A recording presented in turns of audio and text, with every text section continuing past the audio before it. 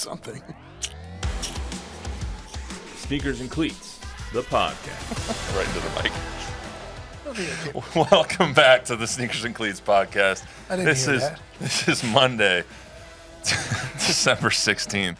This is episode 157. Don Harris and his sniffles and Chuck McGinnick. Smelling salts to get fired up. Chuck McGinnick joining me, Matt Roy. Mocos y vavas. Already off the rails, just started. Yes. What's up, guys? How was the weekend? Great. Fantastic. Fantastic. Did absolutely nothing. You worked yesterday.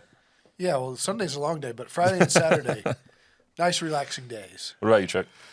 Yep. And do anything Friday, Saturday? Yes.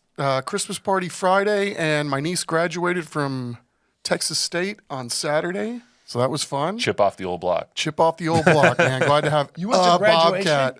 I did. You sat through an entire college graduation? Yeah, you know, they've done those. They do those pretty well. Are they now. speeding those up now? Yes. They're well orchestrated, well designed, good speakers, and then you get to watch a bunch of kids jump in the river afterwards. Oh, that's kinda cool. That's fun.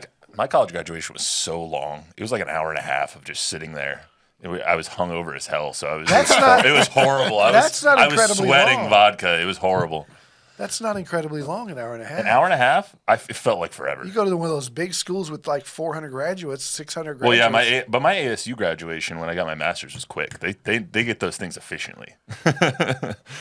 Still got to call every single name, A to Z, man. That takes Just a put a while. list up. Like, do we really need to say everyone's name? You can just say these 10 and then walk them Well, across. it's a moment that they deserve. I guess. Anyway, we got a lot going on as usual. Before we get started, I want to remind everyone to subscribe to YouTube channel Fox SA and News 4. Also, download, rate, review the podcast on your favorite podcast app. Helps us out a lot. Spurs back to 500 now after beating the Blazers, coming back from 17 down, then losing to the Wolves in one of really bad performance, I thought, offensively. We'll talk about how the offense, they have some key issues there, how they can fix it. Plus, the Cowboys beat the Panthers 30-14 yesterday. Probably their best offensive game of the entire year, I would say, besides the last 2 minutes, I think, of Washington was probably their other great defensive performance. Didn't end up looking like that in the box score, but it was. We'll talk about what they can show us over the last 3 weeks to kind of give us some hope going into next season, since right now I think they have a snowball's chance in hell of making the playoffs. Still a little bit of a chance, but not too much. And we'll talk about the Texans. They beat the Dolphins yesterday in a game that, honestly, they had no business winning. Their defense played well. Their offense played just horribly. Sorry to Des, our producer, or our editor who's listening right now. And they did not deserve to win that game. So talk about them possibly making some noise in the playoffs, what they need to fix over the last 3 weeks after now having clinched the AFC South. So let's do trivia first, though, guys. Trivia brought to you by me. Victor Wembanyama reached 2,000 career points on Sunday, the second fastest in Spurs history. Who was faster? Got to be Dave, right? David. Yeah, Ice would be the only other one, and he didn't start quickly. Tim, maybe? No, well, Tim didn't average what Dave averaged. It'd be David Robinson. Is that your guys' guess, Dave? Yeah. Yeah. I forgot my other phone, so let me pull it up for a second just to make sure I get it right. Dave is the fastest. Dave, it was 83 games. He scored 2,000 points. Wemby, 92 games. And third was Tim Duncan. Tim Duncan was 97 games to get to 2,000 points. But I thought it was interesting. Victor, even though he was on a minute restriction last year, didn't think that he would have gotten there that fast. Yeah. He was on that minute restriction after he tweaked the ankle a couple of times and whatnot. So I didn't think that he would get to 2,000 that fast, but 92 games is pretty quick for any player to get to 2,000. Yeah, this guy was playing 20 minutes a game last year. Yeah, for the longest time there was 20 to 25. Yeah. It was crazy. And he was putting up crazy numbers in those 25 minutes, even though they were losing games. But we were all like, can you just play him 32? Can we just, please? We're trying to get more of this. Only two players faster in NBA history, under 21 years old, to reach 2,000. LeBron. Nope. Zion and Luka Doncic. Really? Huh. Only two players in NBA history to score 2,000 faster at under 21 years old. So, doing historic things as usual. Luka puts up numbers. Man. Dude, he is a walking stat I book. guess so. Hey, Zion puts up numbers too of its number of donuts eaten in Quarter a given Sunday. pounders. Yeah, right. All right, let's get to the Spurs Whatever here. it So takes. they fall to 13. They fall to 13-13 on the season. They lost to Minnesota 106-92 on Sunday. It was really a poor offensive showing, and to me, it's like the tale of two games. You look at the Blazers game, they shot 46% from the three-point line. Yesterday, 24% from the three-point line. 19 turnovers led to 30 T-Wolves points. This is what Coach Mitch had to say about the game before we get to our analysis. Just back to the basics, same stuff we've been working on. There's nothing that happened tonight that feels like the bottom's falling out or something that we know is not, for the most part, in our control. So we have a couple of days to get some work in and focus on the basics and the fundamentals. Yeah, I mean, I've liked his quote there. There's nothing here that makes us think that the bottom's falling out. But still, it's like, if you don't hit 40% of your threes, they're basically going to lose the game. You can basically chalk that up. Right now, I think they were 11 for 20 or 11 for 45 yesterday. They ended up taking 92 shots. The Timberwolves took 100 shots in the game yesterday. Right now, the Spurs are shooting 22nd best from three-point range, but they're taking the 7th most three-point attempts per game. It's just not a recipe for consistent success. Yeah, this three-point thing is very interesting in the NBA because I'd like to see, like, what the if they're alone or if this is, just the way it is in the NBA. Like, well, three-point attempts are up all whatever across the league. team shoots the highest three-point percentage is going to win the game. Because everybody's taking so many. The Spurs' problem is they don't have a lot of good three-point shooters. They have the best three-point shooters on their team, but the best three-point shooters on their team are not necessarily great three-point shooters. Yeah, like Devin. And so I've said it since before training camp. I think they needed to add.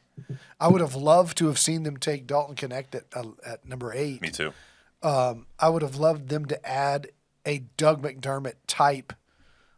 We talked about it. They got such a gluttony of guys that fit that.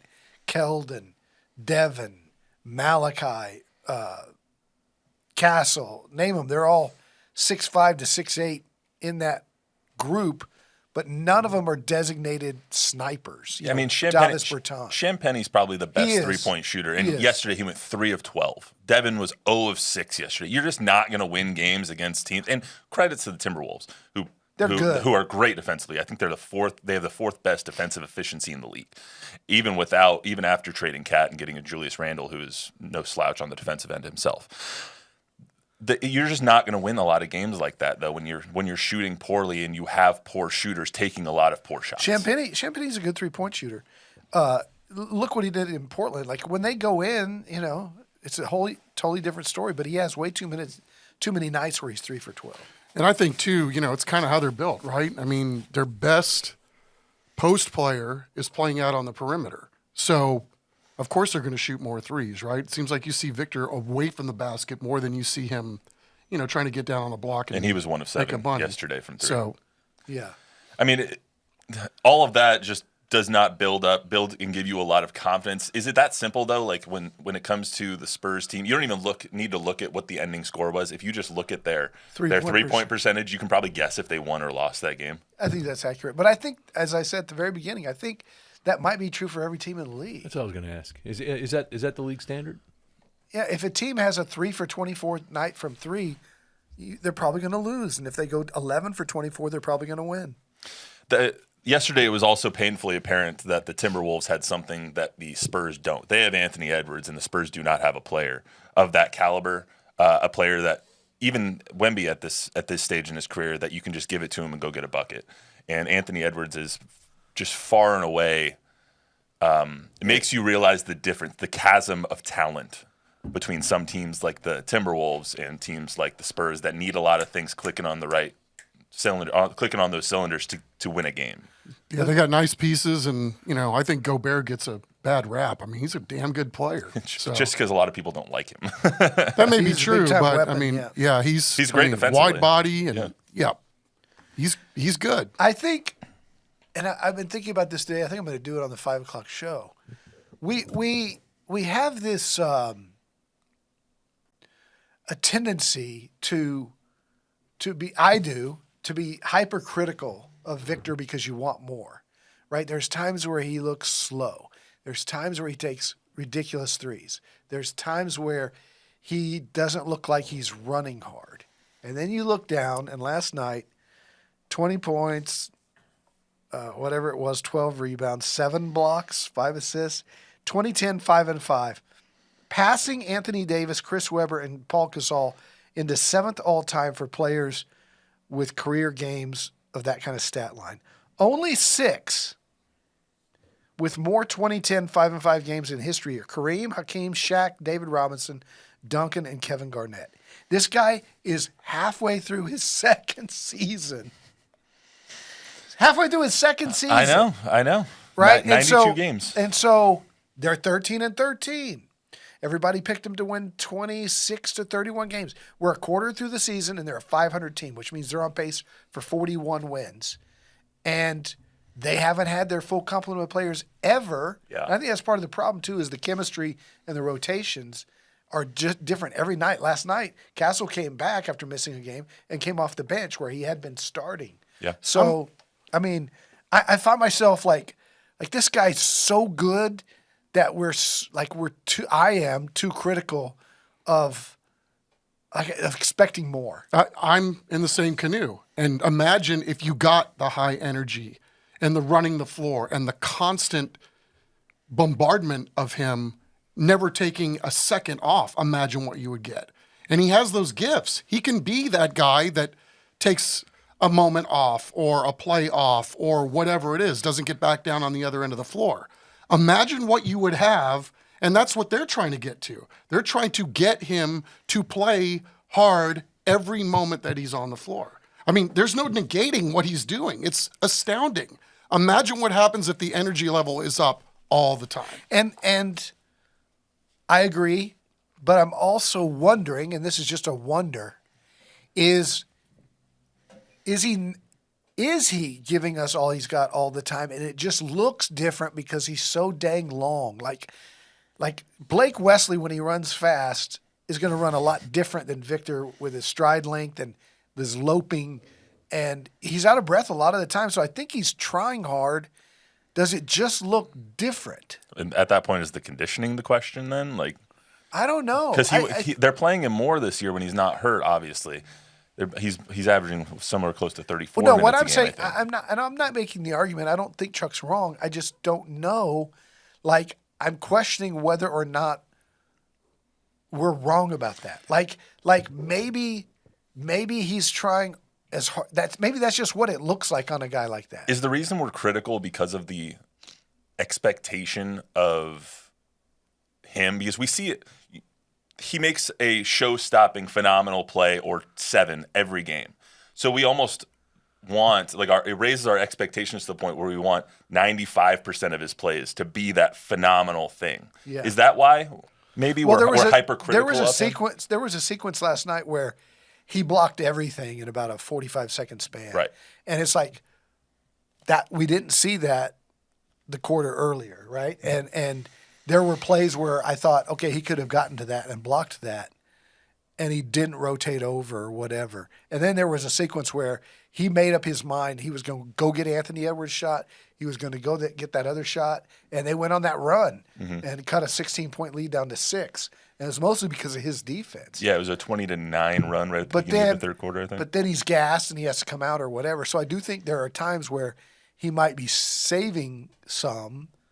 But I don't know if that's a bad thing if it keeps him on the floor longer. Yeah, I Did, mean, did Tim Duncan give 100% every second he was on the floor? Don't get him started on Tim again, please. yeah, Well, I mean, because a Not lot more of times than- he didn't look like he was doing a ton, but then you look at the same thing. You looked at the stats, and it was amazing. Well, nobody's going to play like Manu, right? I mean, there are guys. Nobody's going to play like Russell Westbrook. Dennis there are Rodman. guys that just have that motor. Jeremy's the guy that's got the biggest motor now. Dennis Rodman. Yeah, he had. He that was kind of motor. always the motor of every team he was ever on. Yeah. Let's hear from Wemby after he the took game. plays off too, though. They all We did. saw He that. took games off. Yeah. Let's hear from Wemby. He was asked last night about where the team is right now at 13-13 compared to where the team was a year ago. So much different than last year. Now I feel like we're part of that, stacked West, and I think today there was 8 teams with 13 and 14 wins. So it's crazy, more than half the conference. So it's a pleasure, to be able to compete for these spots and to be, to ride alongside, those teams that have been big for a good amount of years. So it's a pleasure. Sometimes I forget that English is his second language, and then I hear stuff like that, and I'm like, let's go, let's pick it up. He's right. He's not wrong though. 8 teams have 13 wins right now. The Spurs right now are 11th in the West, but they're only a game and a half out of 5th. So if you had told me that, a month and a half, 2 months into the season, the Spurs are going to be a game and a half out of 5th place in the West, I think we would all take that. Yeah, 100%. How good is it, Don, for a young team like this to kind of be in the thick of it, being able to experience all this, especially with the injuries that they've suffered so far this year, with Jeremy being hurt and Devin being hurt, Wemby being hurt for out for a few games, Zach, Keldon, Trey, all of them have missed time this year. How important is it for a team like this to experience being in the thick of the playoff hunt? Well, I think it's good for them, for their mentality. Like Victor said, they wake up every morning and check the standings. And I think it keeps them from being discouraged. I think last year, the year before, there was some discouragement when you know that, after an 18-game losing streak or whatever. So, yeah, I think it's good. I think I'm surprised more that of the teams that aren't doing better, like Minnesota. Mm-hmm. The teams Denver. that should be, that I consider to be way better than the Spurs, are not in the one-loss column. And I think the difference for me is whatever night that was that Friday night in the Portland? Portland game? Yeah. I think I'm watching that game with 7 minutes to go, and Down by 17. they quit, right? I mean, they were done. In fact, I was watching the game. My wife had gone to bed. It was a late tip, right? So I was like, yeah, I'm not gonna watch the rest of this. I turned it off. I woke up the next morning and they had won. There's no way they win that game a year ago. Mm-hmm. And this was without Chris Paul. Mm-hmm. He got ejected early in the game. And I think it's different because of a mentality that Chris Paul has helped give them. And I even last night, as it started to get away, I was like, okay, I'm not going to quit on these guys now because you never know. You never know. Chris Paul did not seem like he wanted to be part of that game on Friday. That was a pretty quick 2 texts that he kicked out of that one. Yeah, he let him know what he thought. But yeah, he kept talking. He talked for like 3 minutes after Chris that call. Paul. He was just bitching for 3 minutes straight.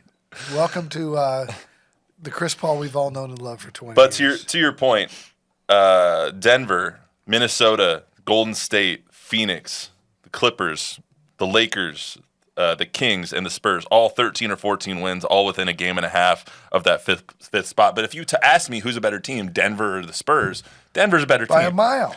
Phoenix, who's a better team? By Phoenix a or mile. the Spurs? So I think that's actually a good point by you, that the Spurs being in the same spitting distance as these teams who we consider vastly better than them is pretty impressive in and of itself. Yeah, I think we should be encouraged, and I think they're only going to get better because I think they have had no consistency with lineups. Yeah, they got to get healthy, man. Yeah. Anybody? Yeah, we got a few roster recommendations for the comments. I'm just going to give you. We have 3 comments on it here. Jalen Green, some guy named Kai Soto from Japan. I guess he's a big 7'3", and then another commenter says we need to get rid of Jeremy. Your thoughts? Jeremy's been playing really good. There's been nights where he's their best player. Jeremy's turned. I think if you asked me which Spur has changed my opinion of them the most this season, I think it would be Jeremy. I would agree with that. Like he's like an enigma, man. He's just like he's so inconsistent on the offensive end sometimes, and he gives the ball to the other team, and it makes me want to tear your hair out. And then he does things like yesterday when he gets the block on. I don't know if it was Anthony Edwards or if it was Julius Randle, takes it all the way the other way, assists on the basket. And it's like, oh, that was a 5-point swing because of Jeremy's consistent effort. And so he has those Jeremy plays does every things night. that drive you crazy, right? 'Cause Yeah. he's got hands of stone, but he's got such a great motor. He tries so hard. He He's a makes good so many good teammate, plays. too. And listen, he's gotten to be really good with Wemby having the ball, of knowing when to cut and where to cut. And Wemby probably has more assists to him this year than anybody else in his assist line. Agreed. And I think if you asked me 2 months ago, do I want them to trade Jeremy or should they trade Jeremy? I think my answer would be different than it is now. No, I don't see Jeremy go. I don't think Jeremy should go anymore. I was on the fence with him and Keldon at the beginning of the year. I think Keldon is more of the disposable player, lack of a better term, being disposable. But I think he's the one that might be traded before the end of the season. I don't know who this Japan guy is. Kai Soto. He's You know who I 7'3". loved the other night? I have no idea. Who that is. Jeremy Grant from Portland. Oh, he played really well. Yeah. Oh man, he's good. Yeah. All right, let's get to the Cowboys here. Thanks for everyone who commented on the YouTube, and thanks for tuning in right now. We're going to talk about the Cowboys. They beat the Panthers yesterday, 30. But let me just finish the Spurs by saying the reason that they lost last night was because of those awful uniforms. Would you stop with the uniforms? They're not that bad. They're horrible. They're not that bad. They're I do, however, have a new gripe. I hate when teams take or don't use their primary colors. Like why the Kings the other night are looking like the Pistons. Like why are we using? But I know those were old. I know those were old. That has a history at but least. still, like why are we using? Why are the Spurs wearing baby blue uniforms? Like the Broncos, why are you wearing a baby blue? Like I just don't understand why teams go outside of their normal color schemes. Doesn't make any sense. There's a lot of teams that love the baby blue uniforms now. It's like that's not your uniform. That's not your color. If the Spurs wore red, white, and blue, like red jerseys with white and blue trim, I'd be okay with it because it goes back to the Dallas Chaparrals. Like that has something to do with them. But hemisphere colors, avocado and brown and everything, they didn't come here till 73. Hemisphere was in 68. The Spurs have nothing to do with hemisphere. Brown is just a bad color for a uniform. Right, Although, Bob, your Browns yesterday, that all white, You like that? Looks that good. looks good. Especially with the orange drop shadow on the jersey numeral. Really nice. I think that any team all white is pretty good. Like Yeah. the Saints all whites with the gold The and black Packers trim, yesterday? so good. Packers, Yeah, the Packers. It's like all white, Clean. and then using their primary colors to Clean. finish it is just so good. I hate the whole thing though when they do the all a different color. You know, like all red or all blue. The old color I hated rushes. So, like, I guess they started for Thursday nights. They were doing that. Yeah, but it was the old color rush That uniform. Texans red was awful. Well, you remember what was it, the Bills Jets? It was all red versus all green, and it looked like Christmas, and it was in October. I was like, that's what everyone was like. What the hell are What these did you color think of rush the uniforms? Lions black alternate? I yesterday? love. See, black and white are just so good. Like the Arizona black with the red trim, black numbers, so clean. Those helmets looked awful. Yeah, the Lions. They were bad luck for the Lions. That's all I know. The amount of injuries that they suffered in that ball. Dude, Monty Williams out, or Monty Montgomery's out now. David Montgomery out now with the messed up MCL. Whoever has him on their fantasy It's all teams about is- health, man. Sorry. Gibbs season though. Anyway, let's get to the Cowboys. So the Cowboys defeated the Panthers 30-14 yesterday. Now 6-8 on the season, which makes the Bengals loss just that much more, just a gut punch because you'd be 7-7, right? Kind of in the thick of things in the playoff hunt if you were there. But now 6-8 on the season. I thought that they consistently in the last like 4 or 5 weeks keep showing their fight a lot. Even yesterday, losing Trayvon Diggs out for the season. The injuries keep on piling up. Their season injury total has to be in the 10 to 12 to 14 players aspect. And it's all players that were key contributors on this team or guys that you expected to be key contributors. Like DeMarcus Lawrence, I think that we didn't think he was going to be out for 10 weeks when he got hurt. And now I don't even know if he's going to play again this season. I don't know if he's going to play again for the Cowboys. Why would they play him? I mean, but that adds to the point. Like Trayvon Diggs, DeMarvion Overshown, Zach Martin, all of these guys just out for the season. And the resolve, I think, and the fight that they've shown over the last few weeks has been really encouraging. Agree. I mean, you're talking about the injuries, though. Makes me think about the Lions, right? Before yesterday, their injury list was longer than anybody's, and Yeah. yet they're winning games. Looks like a scroll. It goes to the point of there are no excuses, right? You're in the big boy league.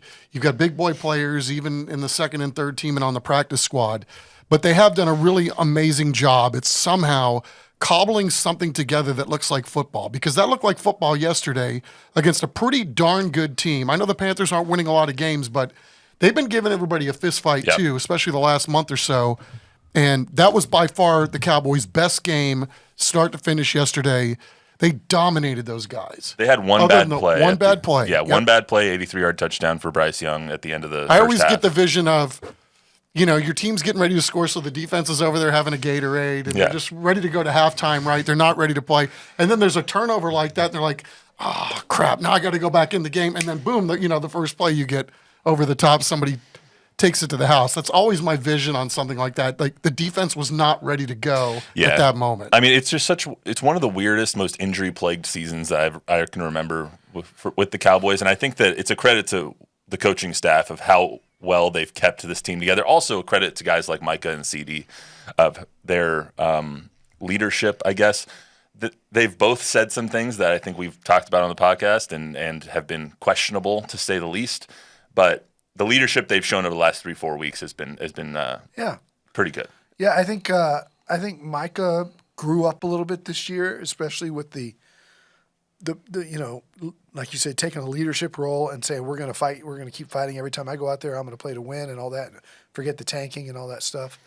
And CD just does it with his play, man. That dude is just. He's one of a kind. They were smart to give him. I'll say that. They're overpaying for players. They were smart to overpay. They're for overpaying. him. Yeah, I Trayvon. mean, what he's done this year, save for, it took him a while, obviously, to get going. And then there were some instances where it didn't look like he really wanted to play. The fact that this guy is putting up numbers with all of the injuries that they've had. He's banged up right now, too. And he's playing with that AC joint in his shoulder. I mean, it Yeah. really has been a phenomenal year for him. And I don't know that we can say enough good things about what he's done and how he's turned his season, which looked like it was going to be a lost season for him, into, another all-pro caliber season for sure. 3 things real fast. What do we make of Diggs's Clarence Hill report that the Cowboys weren't happy about his rehab and his timeline on declaring to be out for this year? The rumors that they may consider trading Micah Parsons, and is Cooper Rush just smarter than Dak in that? I know he's not my first option, but I'm still going to throw it to Those him. are like 3 different topics that we can spend like a whole half hour on each. Before we get to that, let's hear from Micah and CD from yesterday after the game. Man, it just says, like I said, we're not going to give up. As long as I'm part of this unit, as long as we believe in each other, at the end of the day, I could look to my left and know I could count on them. We fighting for each other, There's a lot of guys fighting for new contracts, guys fighting to take care of their family. So there's still a lot of football to be played, and you don't want to put nothing bad on film or things like that. So, we fighting for each other at this point. At the end of the day, like, the record's the record, the game's the game. We're going to lose some, we're going to win some, but, it's a special feeling when you can fight for each other. I always have belief. I don't care how many games we lost. I don't care how many games we won. I just know how much we got to do to finish the season out, and then the rest will take care of itself. So as for us, we'll see y'all next week on Sunday night. Yeah, it was brought up. Obviously, you're not going to be oblivious to what's being said around you or about your team. So, it wasn't used as any motivation. We were coming out here and doing what we got to do regardless. So, shout out to whoever thought the Panthers was going to win, but they got this one wrong.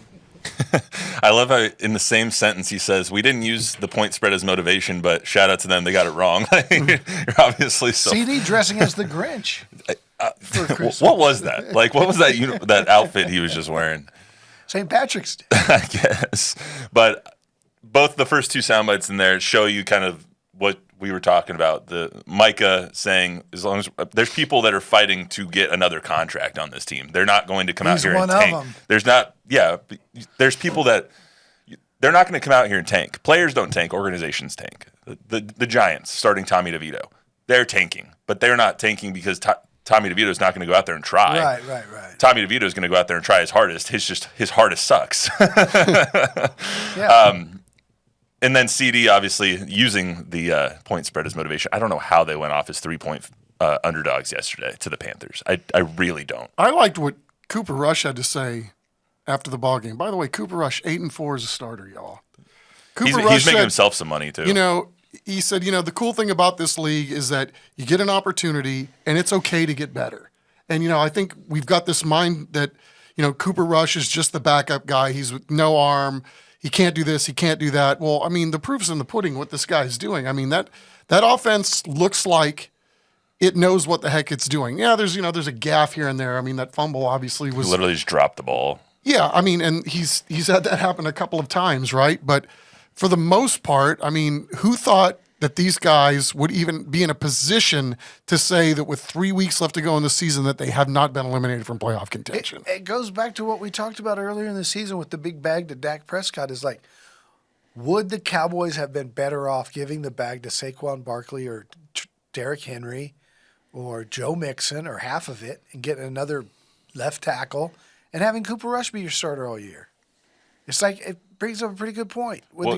Dak won 3 games. Cooper's winning games. It's like, I know I'm not saying Cooper's better he's not better than Dak Prescott, but he's serviceable enough to reinvest some of your money in other places, including establishing a good running game. Yeah, I mean, you take $55 million, you give 10 to Cooper Rush, let's just say, and then you have $45 million to spread on the rest of the roster. So you go get 2 or 3 really, really good football players for that money. We have spitballed that a lot, right? But it's a moot point now because this roster is set with Dak Prescott making the bag for now that until goes to one of the things that Don eternity brought up, though. Do you trade Micah Parsons? That's another $35 million that is going to be against your cap. You're going to have 3 players taking up almost 50% of your salary cap. Do you trade Micah? What can you get for him? 3 ones. If you could get 3 ones for him, you have to make that deal. What about? I think you can at least get 2. I don't know that anybody's going to give up 3 but 2. Even that, I think they have to do it. I mean, based on their salary cap. Bradley Chubb got traded by the Broncos to the Dolphins for a first-round pick, but he was nowhere near as good as Micah Parsons was. Jalen Ramsey got traded from the Jags to the Rams. I think it was 2 firsts and a second. I think he's on that caliber of player where and it's at a more premier position where you can probably get at least 2 and a second round. What if pick. you were guaranteed to get like Travis Hunter? Well, you'd get less draft compensation if you trade. Like, if let's just say the Giants have the number 1 pick in the draft, and they trade for the number 1 pick in the draft. Well, they would obviously get less draft compensation because you'd be getting the first pick, and so you might only get 1-1 at that point, but you're getting the 1. You know.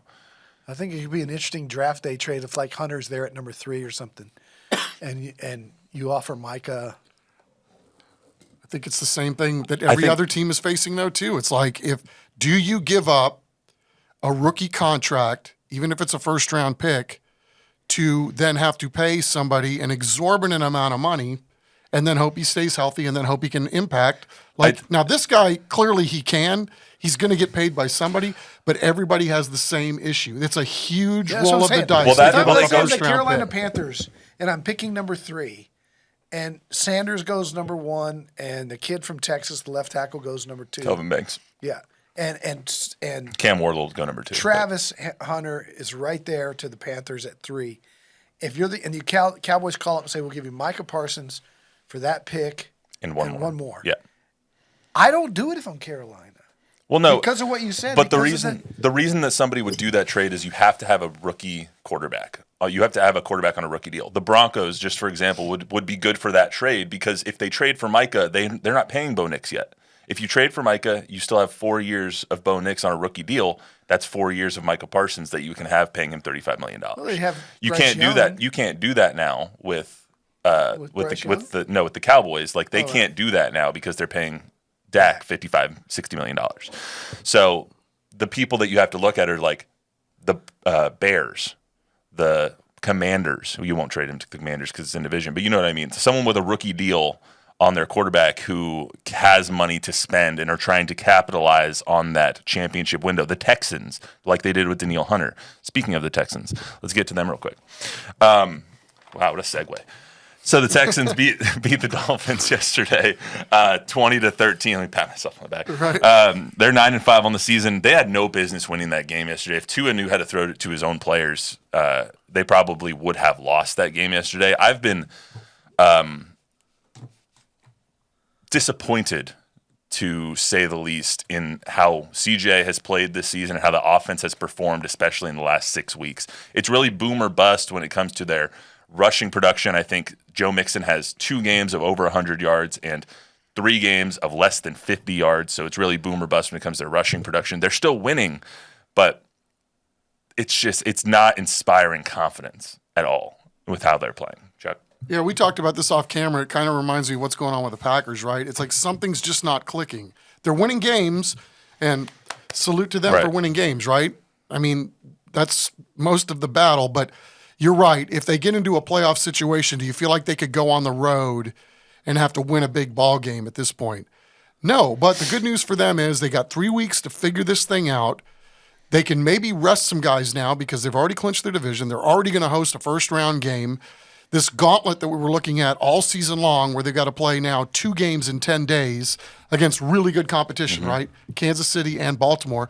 Can you afford to maybe play your guys against Kansas City and then take Christmas Day off so that you can use it as an additional bye? I mean, they have a lot of good things going their way in terms of how they can mix this going forward.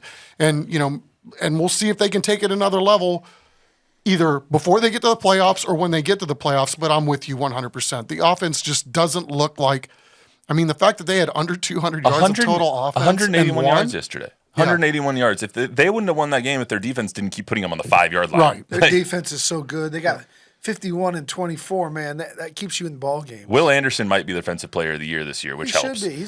He's awesome. I mean, the way that their draft last year is going to shape this franchise for the next decade is wild with CJ and with Will Anderson. But still, the offense, I see what you're saying. It helps them that they've already clinched the AFC South. Now you kind of have 3 weeks to play with. You're probably not going to get the 3 seed anyway, depending on how the Steelers play and how the Ravens play. Whoever ends up winning that division, you're probably not going to get up to the 2 seed either because the Bills are far and away, I think, the best team in the AFC, in my opinion. Proved it yesterday. I mean, I think they only lost to the Rams because they were looking forward to the Lions game, and they trounced the Lions yesterday. The game was not as close as that final score indicates. Also, why is Dan Campbell going for it, or doing an onside kick with 11 minutes left? When you have to tell him it's coming. Yeah, what are you doing? Anyway, that's besides the point. Do you think that with the Chiefs, the Ravens, the Titans to end the season, is there something that they can do to inspire confidence into you that they can actually make noise in the playoffs at this point, Chuck? It's not any one thing, obviously. It seems like their receivers don't get often as open as you'd like. It seems like CJ's running for his life more often than you'd like. He's taking more sacks than you would like. There's a lot of different things there that are, obviously they need to improve at some point. But again, I think there's time. You don't know when somebody's going to get hot and then go on a run. And we see it all the time in the NFL. And a lot of times it's the teams that got off to horrible starts have kind of figured out how to play with what they have and don't have. So maybe that will be the case. And maybe they won't have to. If their defense plays like it did yesterday, they won't have to be good on offense. How much is the loss of Stephon Diggs hurting? Because it seems like the offense is just fair. Seems like the offense is just Nico, go get open. Right. That seems like their whole offense. He's Three's having a little bit of a resurgence here. Yeah, Tank hasn't played extremely well. He's played better the last 2 weeks. Yeah. Yeah, they just got to get more creative, I think. Which is weird because Bobby Slowick was being heralded as this creative offense coming out of the West Coast system, the Mike Shanahan tree, and then now it's like they got to get more creative on offense. Yeah, he's been pretty conservative. Well, obviously, you point out a good thing. They went and got Diggs for a reason, right? Yeah. They felt like they needed a really solid veteran number 2. And by all accounts, a guy that was good in the locker room, too, that was lifting other guys up and teaching younger guys a thing or two about being the sage, wily vet. So that probably has a lot to do with it, too. Bob, anything before we get out of here? No, we're good. Sage and Wiley. Shout out Tom Guerrero. Shout out Tom Guerrero. There it is. He's there. That's all we got for you today on the Sneakers Cleats podcast. Remember, What? So download, soon? rate, review, subscribe, give us a 5-star rating, tell a friend, tell an enemy. A quick programming note: we will be taking the week of Christmas off, so we will have a podcast on Thursday, and then we will not have a podcast at all next week. We'll be back after Christmas. We'll thaw Chuck out when he gets back from the frozen tundra. I don't know what you're talking about. He's going to be home all week with his big dogs. Yes. That's all we got for you today. We'll see you His next. address. We'll see you on Thursday.